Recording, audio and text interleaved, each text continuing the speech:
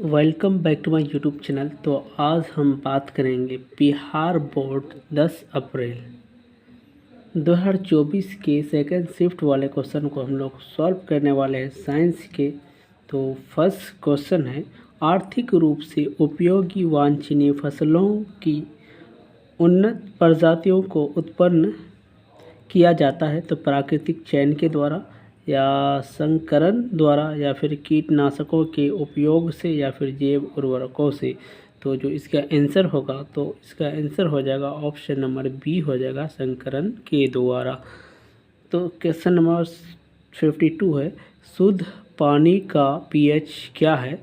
तो 7 से कम होगा या 7 होगा या फिर 7 से ज़्यादा होगा या फिर 7 जीरो होगा, तो इसका बताइए।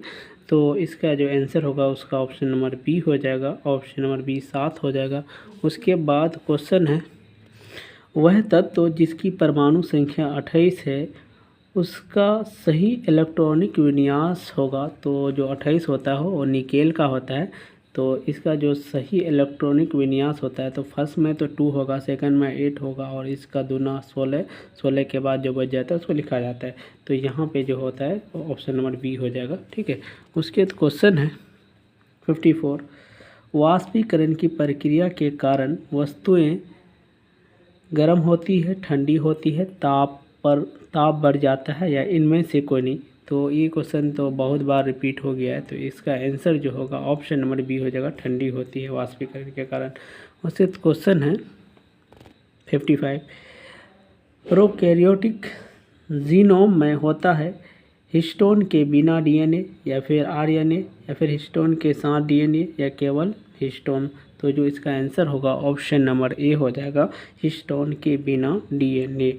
तो ऑप्शन नंबर ए हो जाएगा। क्वेश्चन 56 है, निम्नलिखित में से कौन गुणसूत्र में मौजूद है?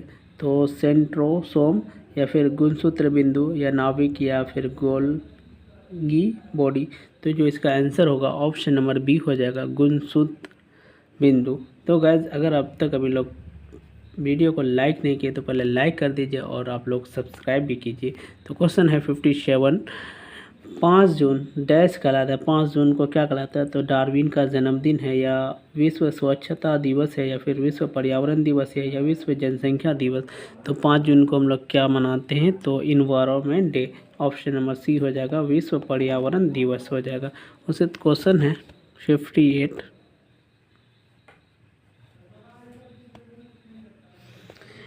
एक पौधा वाष्पोत्सर्जन के माध्यम से अतिरिक्त पानी की छुटकारा पाता है। ठोस अपशिष्ट उत्पादकों से छुटकारा पाने के लिए पौधे द्वारा उपयोग की जाने वाली विधि क्या है? तो तने का छोटा करना, फलों को नीचे गिराना या पीली पत्तियों का झरना या फलों को नीचे गिराना और पीली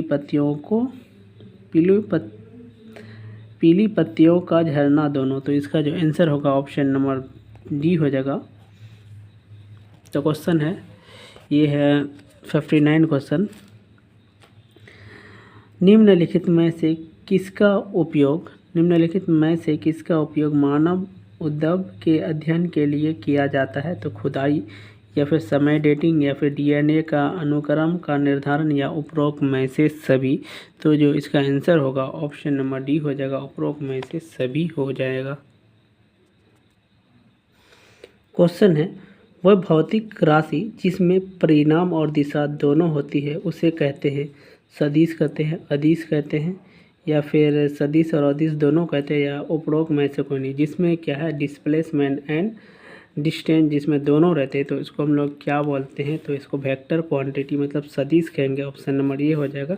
उसके बाद एक डैम में जमा पानी में होता है विद्युत ऊर्जा या गतिज ऊर्जा या स्थितिज ऊर्जा या ध्वनि ऊर्जा। तो आप लोग बताइए इसका आंसर क्या होगा? जो इसका आंसर हो जाएगा ऑप्शन नंबर सी हो जाएगा।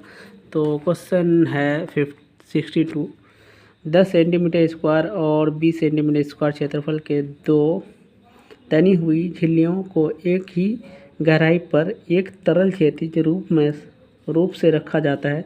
तो द्रव द्वारा उन पर लगने वाले दबाव का अनुपात होगा, तो उस पर जो लगने वाला दबाव का अनुपात होता है वो 1:1 होता है। ऑप्शन नंबर ये हो जाएगा।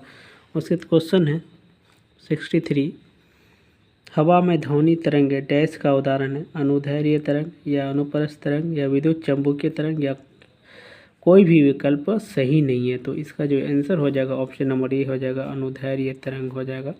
उसके बाद क्वेश्चन है 64, एक छात्र अध्ययन करता है कि किसी क्षेत्र में जल संचयन प्रणाली के निर्माण से जल संरक्षण में मदद मिल सकती है। तो इस प्रणाली के निर्माण से किसी क्षेत्र को कैसे मदद मिल सकती है? तो इसे सूखे की घटना कम हो जाएगी, या इससे वर्षा जल का रिसाव कम हो जाएगा, ये नदी की तरह सतही जल की भरपाई करेगा, या इससे सतह अपवाह के प्रवाह की गति बढ़ जाएगी। तो इसका जो आंसर होगा ऑप्शन नंबर ये हो जाएगा, इससे सूखे की घटना कम हो जाएगी। ठीक है। उसके क्वेश्चन है 65, 1984 में भोपाल गैस त्रासदी मिथाइल आइसोसाइनाइड के डैश के कारण हुई थी। तो अमोनिया के साथ प्रतिक्रिया, पानी के साथ प्रतिक्रिया, या DDT के साथ प्रतिक्रिया, या CO2 के साथ प्रतिक्रिया। तो जो ये हुआ था 1984 में, तो ये हुआ था पानी के साथ प्रतिक्रिया। ऑप्शन नंबर बी हो जाएगा। उसके क्वेश्चन है, चिपको आंदोलन के नेता कौन थे? तो ये बहुत ही इम्पोर्टेंट क्वेश्चन है, हर एक सेट में है, चाहे सोशल हो या फिर साइंस है, दोनों सेट में ये बार बार रिपीटेड क्वेश्चन है, तो इसको इम्पोर्टेंट मान लीजिए। चिपको आंदोलन के नेता कौन थे? तो सुंदरलाल बहुगुणा, या महेश लाल बहुगुणा, या श्याम लाल बहुगुणा, या रीता बहुगुणा। तो इसका जो आंसर होगा ऑप्शन नंबर ये हो जाएगा, सुंदरलाल बहुगुणा। उसके बाद क्वेश्चन है, भूतापीय ऊर्जा प्राप्त की जाती है तो सूरज से, पृथ्वी की कोर से, या बायोमास से, या फिर परमाणु प्रतिक्रिया से। तो इसका जो आंसर हो जाएगा पृथ्वी के कोर से, पृथ्वी का कोर। ऑप्शन नंबर ए हो जाएगा, सॉरी बी हो जाएगा। उसके बाद क्वेश्चन है 68, निम्नलिखित में से किसमें धन या ऋण, पॉजिटिव या नेगेटिव चिन्ह अंकित नहीं होती है? किसमें नहीं होती है? तो बैटरी में, एमीटर में, वोल्टमीटर में, या प्रतिरोध में। तो ये सब में भी होते हैं, इसमें भी होते हैं, इसमें होते हैं। जो प्रतिरोध होते हैं उसी में नहीं होते। ऑप्शन नंबर डी हो जाएगा। शक्ति का एसआई मात्रक क्या होगा? शक्ति का एसआई मात्रक, तो शक्ति क्या होगा? तो शक्ति का न्यूटन होगा। ये तो बल का होता है, या वोल्ट होगा, या वाट होगा, या जूल होगा। तो इसका आंसर होगा ऑप्शन नंबर सी हो जाएगा। उसके बाद लास्ट क्वेश्चन है, प्रकाश के परावर्तन के कितने नियम हैं? तो ऑप्शन नंबर ये है, 1 है, 2 है, 3 है, 4 है। तो प्रकाश के परावर्तन के 2 नियम हैं।